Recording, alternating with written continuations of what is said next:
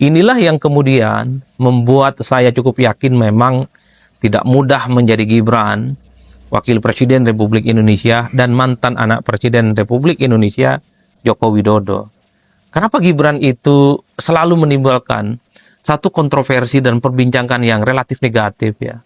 Ini tentu menyangkut dua hal. Pertama, sejak awal kelahirannya secara politik, terutama ketika proses kandidasi, penentuan calon wakil presiden, harus melalui satu proses politik yang cukup rumit dan menimbulkan polemik yang cukup ekstrim, yaitu melalui putusan MK 90, yang saat itu Gibran dinilai tidak memiliki cukup umur maju, tapi gara-gara putusan Mahkamah Konstitusi bisa maju, dan kemudian ada MK dan seterusnya. Jadi proses kandidasi inilah yang kemudian menjadi trigger titik awal, bahwa ketika Gibran menjadi calon wakil presiden di Republik Indonesia, itu dinilai melalui satu proses yang tidak ajak dan tidak sesuai dengan etik demokratik yang selalu dipertentangkan, terutama oleh kelompok-kelompok kritis ya. Tentu yang kedua menyangkut bagaimana sikap politik Gibran, dan tentu saja sikap politik Jokowi saat itu yang masih jadi presiden, dianggap membangkang partai politiknya PDIP, yang saya kira sejak 23 tahun lamanya, sudah besar dan tumbuh bersama dengan PDIP. Dua hal ini yang saya kira kemudian menjadi penegas kenapa persoalan Gibran Rakabuming Raka di setiap kegiatan dan aktivitas politiknya selalu menimbulkan kegaduhan, selalu menimbulkan kritik dan bahkan bully-bulian yang menurut saya cukup ekstrim. Nasi sudah menjadi bubur, Gibran secara sah dan definitif sudah menjadi presiden di Republik Indonesia. Ke depan bagi Gibran satu hal, tunjukkan kepada publik bahwa Gibran itu adalah sebagai wakil presiden yang bukan hanya sebatas pelengkap penderita, tapi Gibran harus mampu menunjukkan punya keterlibatan secara signifikan terkait dengan isu-isu strategis politik, terutama terkait dengan isu-isu yang selama ini dinilai memperjuangkan hak politik rakyat. Gibran harus ada di situ. Ketika muncul isu yang terkait dengan Sritek, apakah akan terjadi PHK besar-besaran, ataukah perusahaan besar ini akan berangkut dan seterusnya. Tentu publik ingin melihat bagaimana peran Gibran di situ. Bahwa bagi-bagi susu itu terus dilakukan, iya. Bahwa Gibran terus memberikan bansos, iya. Menunjukkan rapat-rapat terbatas di WUS, iya. Tapi ketika ada isu yang cukup sensitif terkait dengan Sritek, publik kan juga ingin melihat apa peran signifikan yang dilakukan oleh Gibran dalam konteks itu.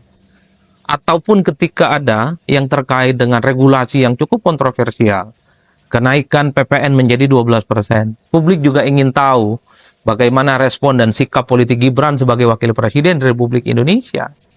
Apa yang kemudian akan dilakukan oleh Gibran ketika muncul begitu banyak resistensi, perlawanan dan harapan supaya kenaikan PPN 12% itu ditunda, dievaluasi, dan bahkan kalau bisa itu dibatalkan kenaikannya. Tentu publik juga ingin melihat bagaimana peran Gibran pada isu-isu strategis dan penting juga muncul sebagai wakil presiden yang memang ini adalah kelasnya Gibran Rakabuming Raka. Tentu itulah adalah ujian bagi saya. Di tengah cibiran, di tengah kritik, di tengah bulian, justru mengandung begitu banyak hikmah sebenarnya bagi Gibran. Ini semacam tantangan terbuka bahwa Gibran adalah wakil presiden yang saya kira memang sangat layak untuk menjadi orang nomor 2 yang sangat penting menakodai di negara ini. Di luar itu tentu publik juga berharap suatu waktu Gibran itu bicara di forum-forum besar, baik yang skala nasional ataupun forum-forum yang berskala internasional. Publik taunya Gibran ini sekolahnya di luar negeri, dan pastinya pergaulan internasionalnya juga cukup luar biasa. Mungkin suatu waktu Gibran juga harus tukar posisi, yang sering jalan-jalan ke luar negeri. Juga Gibran datang ke Turki, datang ke Iran, datang ke negara-negara Eropa, datang ke Amerika untuk melakukan kerjasama politik ataupun menjelaskan bagaimana situasi politik yang terkait dengan Indonesia menghadapi tantangan global yang cukup luar biasa.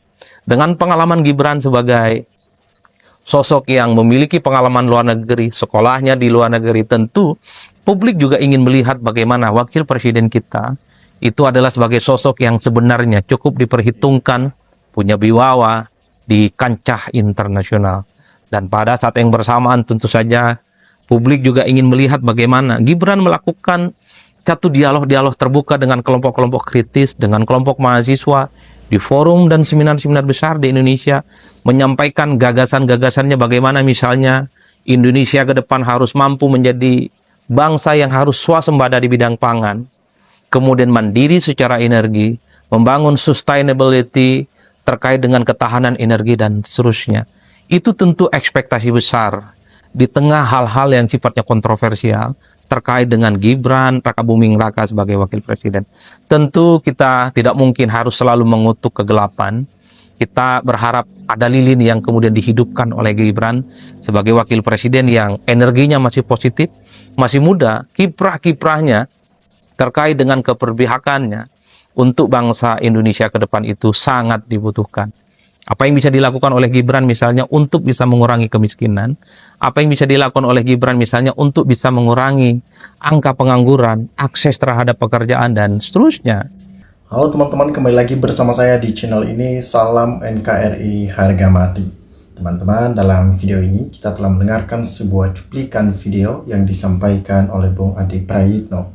Tentunya dalam hal ini kita melihat bagaimana perkembangan politik yang terjadi saat ini, baik itu di dalam Indonesia maupun internasional. Tentunya kita melihat bahwa yang memang lagi viral di media sosial kita, bagaimana seorang wakil presiden kita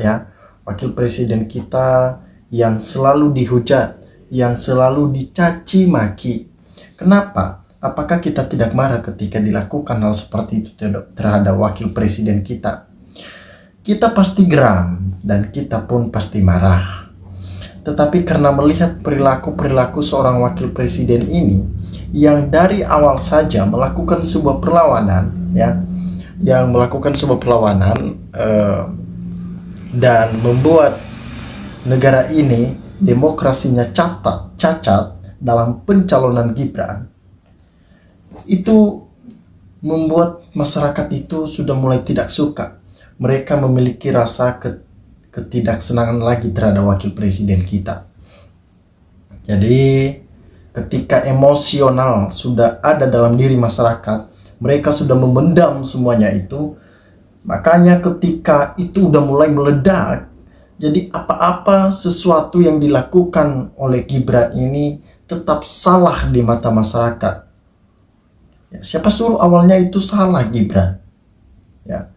Seandainya pada saat itu Gibran tidak melanggar konstitusi, pencalonannya sesuai dengan aturan, tidak ada yang melanggar, Jokowi pun tidak melanggar, maka masyarakat suka, masyarakat senang. Kita geram dengan hal ini karena Jokowi yang begitu teman-teman ya, Jokowi yang begitu luar biasa. Kalau kita membaca di sini juga bahwa rakyat Indonesia butuh pengamat politik seperti Adi Prayitno, yang selalu membongkar dan memberikan pemahaman bagi masyarakat supaya masyarakat pintar-pintar, tidak seperti wakil presiden kita. Ya begitu, tidak sama dungunya seperti itu. Ya, yang selalu positif dan objektif dalam menyampaikan opini itu Adi Prayitno ke publik, yang mana dapat mencerdaskan wawasan kita semua tentang berpolitik. Rakyat Indonesia butuh pengamat politik seperti beliau. Ke depan rakyat Indonesia harus pintar dalam memilih wakilnya dan presiden yang akan datang. Terima kasih Bung Adi Prayitno. Anda setidaknya sudah membantu kami yang orang awam untuk belajar politik dari Anda. Semangat untuk buat Mas Adi. Ya. Disampaikan lagi di sini bahwa di antara sekian banyak pengamat politik cuman satu markotop, yaitu Mas Adi Prayitno, yang selalu memberikan nilai-nilai kebangsaan, nilai-nilai ataupun wawasan yang baik untuk masyarakat. Nah, tentunya kita senang akan hal ini. Kita cinta kepada masyarakat yang peduli dengan negaranya, ya. Tentunya masih belum berdamai masyarakat akan hal ini. Mereka menginginkan Gibran dicopot dari jabatannya, itu yang mereka inginkan. Dan mereka mau ya Gibran itu supaya berhenti dari jabatannya karena itu melanggar konstitusi dan belum mendapatkan konsekuensi apapun dalam hal itu. Malah mendapatkan pujian dari pendukung-pendukungnya karena dia menang. Ini tidak bisa dibiarkan. Dengan cacatnya demokrasi seperti ini, itu sama halnya memberikan contoh bagi masyarakat yang lain untuk dapat melakukan hal yang sama.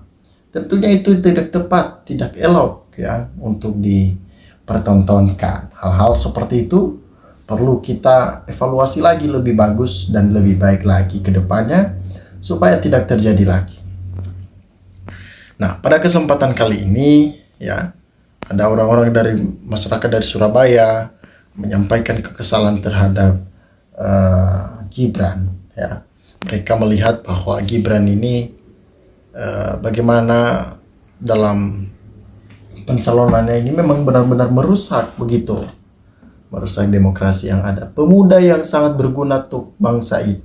Adi Praetno sangat cerdas dan sangat-sangat bisa menjadi orang yang diperhitungkan di kancah politik Indonesia. Bukan hanya sekedar pengamat politik. Nah, bagus ya. Teman-teman, dimanapun Anda berada teman-teman, silakan berikan tanggapan teman-teman di dalam kolom komentar ini. Sehingga kita dapat bertukar pikiran antar satu dengan yang lain lewat kolom komentar ini. Silakan sampaikan apa yang teman-teman tahu, yang teman-teman dengar, yang teman-teman lihat sekalipun di dalam kolom komentar ini ya, biar kita dapat merasakan suatu gerakan yang baru di masa kepemimpinan Prabowo. Biar kita tenang, biar kita damai ya, biar kita sejahtera. Tidak ada lagi yang namanya politik-politik busuk seperti Jokowi, politik dinasti ya, tidak ada lagi namanya koruptor. Itu harus dihapuskan dan tentunya itu dapat terjadi ketika kita solid bersama dengan presiden kita. Mari masyarakat Indonesia kita mendukung pemerintahan ini selama 5 tahun ke depan. Terima kasih. NKRI harga mati.